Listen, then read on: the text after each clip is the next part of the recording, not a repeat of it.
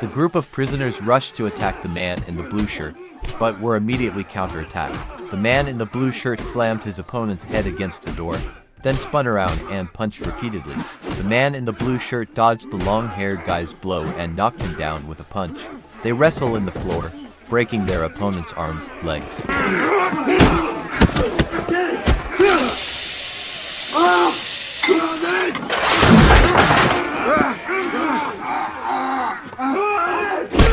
The movie begins with a police convoy escorting a prisoner, whose name is Kane Burgess.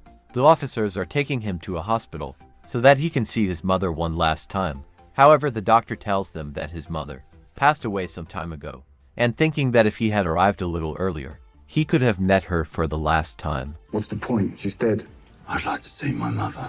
He doesn't show his emotions because the years in prison have taught him to hide his feelings, so after spending a few moments with his mother, Kane prepares to return. As he enters the lift with the guards, he suddenly attacks the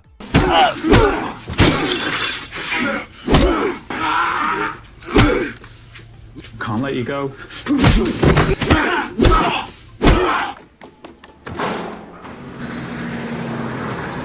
Hold on, mate. Members only. You look like a man who could do some wishful drinking. What can I get for you, my love? Right, I'll have anything with an FD head then, please. Keep the change. Cheers. And while drinking, he listens carefully to the conversation of some people sitting across the bar. These people are members of a gang who are quietly sitting because of two recent disturbing incidents in which one of the gang members died and their accountant went missing. The main topic of the conversation is the death of the gang member, and one member named Toon starts explaining what happened that night. He says that on the night of the murder, they were selling drugs at their usual location, and then they noticed a stranger standing at a distance, staring at them. Yeah, what's with the laugh, mate? Chasing that bloke away all by yourself. How'd you up your face, Dad? Playing with your dildo, was it? Yeah, borrowed it off your dad, mate. Just shut up! Oi! Lads, I'm sorry, all right? I was just having a laugh with you, yeah? Seems to have you sussed. You were long gone, way before they arrived. What? Yeah, Rook, tell the old Bill. Yo, bruv, can we help you with something? Don't you think it's about time you told your mates the truth? Because there was a bloke standing staring at you, that much is true. Sorry, mate, brother. Yeah, go ahead. You know I'd never run from a fight. Just this once, then, eh? Oh, cough, you... Get away from that door! Come here! You remind me of someone. The prodigal brother returns. Lincoln's little baby. Is that why they redecorated your face? Rustle me up another one of your perfectly poured pints. It's Bez. Yeah, all right, Bez then. Get back! Get back! You done my leg! What have you done? So how about we have a nice little breather? All right, Bez, drinks all round. Prison turned you into a stone-cold killer, did it? You're gonna tell him to get down here right now. You're gonna tell him it's about Rook, and then you're gonna hang up. We got a situation. It's about... Oh, you want to know how I got these scars, do you? He begins explaining how he became this way, and he starts from the days when he was just a struggling boxer. Kane had gone to his brother, Lincoln, to ask for money to start a business. However, Lincoln was playing cards with Rook and his account Stokes at that time. The three of them were already in a bad mood because they had bet on Kane and lost. Kane could have deliberately lost the match to benefit them, but he did not. And Lincoln was about to respond to Kane's request when Rook started mocking him and humiliating him. Agreeing with Rook, Lincoln initially refuses to give the money, blaming Kane's bad track record. And when Kane tries to leave, Lincoln stops him and offers a deal. He tells Kane that he will give him the money only if Kane completes a certain task. He will get the money, and he will never have to return it. And after hearing this, Kane accepts the deal. Then Lincoln sends Kane to his second-in-command, Hyde. And there, Hyde shows Kane a photograph of a woman and explains that after some time, this woman will come to their office to take a loan. Hyde tells Kane that he has to follow this woman, and when he gets the right opportunity, he has to snatch the bag full of money from her and bring it back to them. You're going to take that bag off of her and you're going to bring it back. If she causes you any trouble, you can knock her out cold and close the door on your way out. You see, because of you and my brother, I ended up in prison, didn't I? The filthiest, most violent and godforsaken prison murderers, serial offenders. There's a reason why they call that place a meat grinder.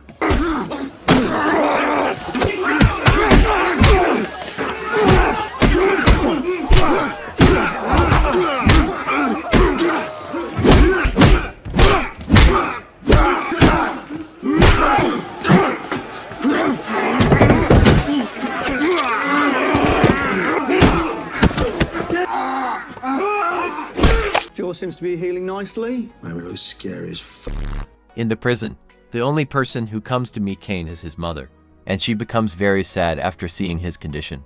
She tells Kane that Lincoln is the one blaming her for Kane's prison sentence, and she also tells him that Lincoln has already decided that he will do nothing to help Kane, and he has been left alone to face his circumstances and fight for himself.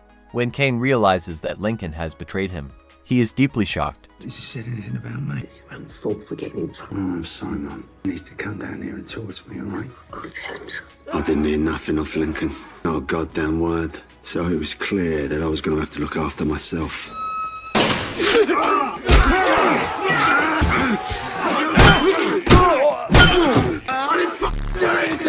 Guilty as charged, It's self-defense, clearly, right? What do you want me to do? Let him say. Your sentence is hereby extended by... Nothing could have prepared me for the shit that I was about to go through in this hell, and I was going to have to treat this like a fight. I slowly but surely turn myself into what you see before you now. But only pain can do that.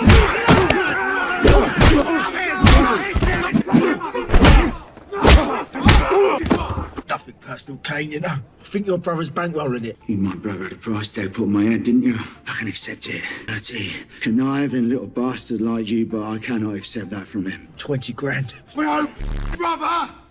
The more that came, the stronger my mind got, and my daily existence became about survival.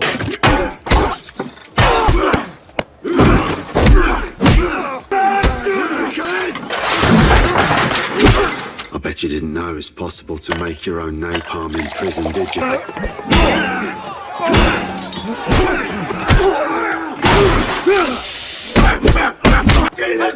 Your sentence, Mr. Burgess, will be extended by 2 years.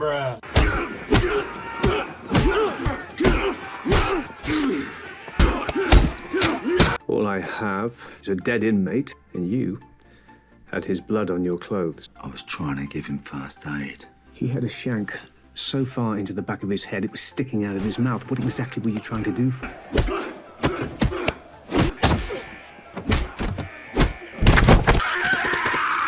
3 years pass in prison, and when Kane's mother comes to see him, she gives him heartbreaking news that she has pancreatic cancer and does not have much time left. Kane is shattered inside, but he does not tell his mother the truth about Lincoln's betrayal because does not want to destroy her last hope, so he hides this painful reality from her. As time passes, Mrs. Burgess's condition worsens, and one day while Kane is being treated in the hospital, Detective O'Hara visits him. During their conversation, Kane learns a shocking truth that Sergeant Evans, who brutally tortured him, was actually working for Lincoln, and Detective O'Hara further tells Kane that Evans has been dismissed after his betrayal was exposed, and he also confirms that Lincoln really did want Kane dead. Detective O'Hara asks Kane again to testify against Lincoln, and this time Kane agrees, but on one condition. He wants to see his dying mother one last time. This agreement sets up the hospital scene, shown at the beginning of the story. Kane's mother has already passed away, and after learning this, Kane decides to take his revenge. Tired of Kane's long and terrifying stories, challenges him to prove his bravery. So Kane immediately forces him to kneel, and warns that if he says anything now, it will be his last words. When my brother gets here, we'll kick things off nicely. So, gangster. When you sent me to steal from Mabel Liddell, I could imagine where it would have led me. I don't know why you're bothering running, love. Well, I'll leave you the purse, all right? But I'm keeping the bag.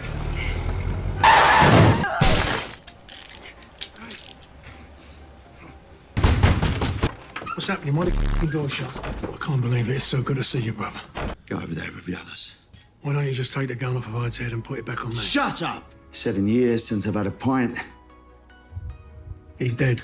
Do you realise what you're doing here? Yeah, I realise what I'm doing. Paid you well, son. Yeah? When you put a £20,000 price tag on my head, you're trusting a Ben Copper over your own flesh and blood. Do you know when he found out about Evans, you had him thrown off the force? Give him my phone. I don't think he's going to be answering that phone, mate. We've met. Kane, It's been a while. I'm really going to enjoy this.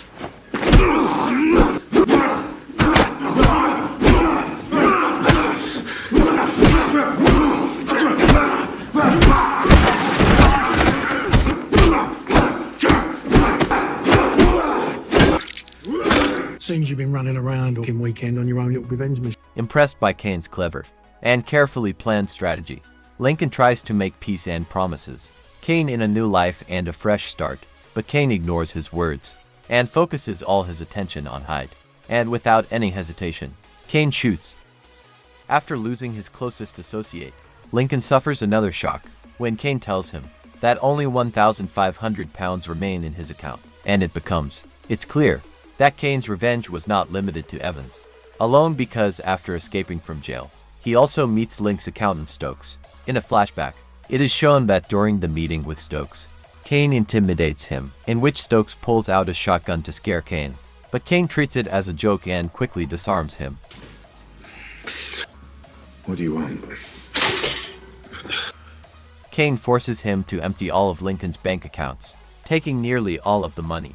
Kane then donates £2 million to the families who had been ruined by Lincoln's debt trap, and now Lincoln only has his gang left to rely on. Confident in their numbers, Lincoln assumes Kane will die tonight because he only has 2 bullets left, while there are 10 people in the gang.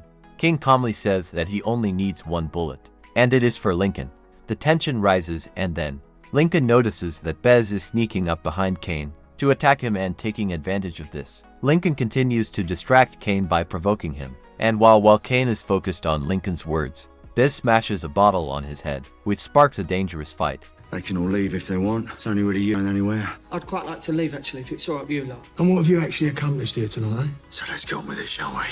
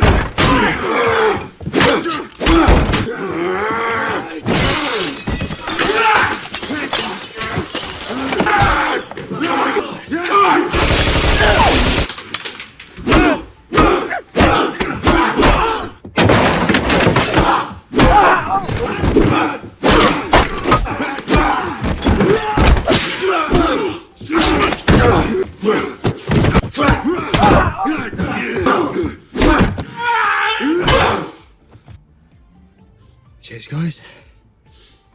Was it worth it? Is this what you wanted? Everything you've worked for is finished. Answer me one thing first. You do it, Lincoln. Because of you, I will not be disrespected.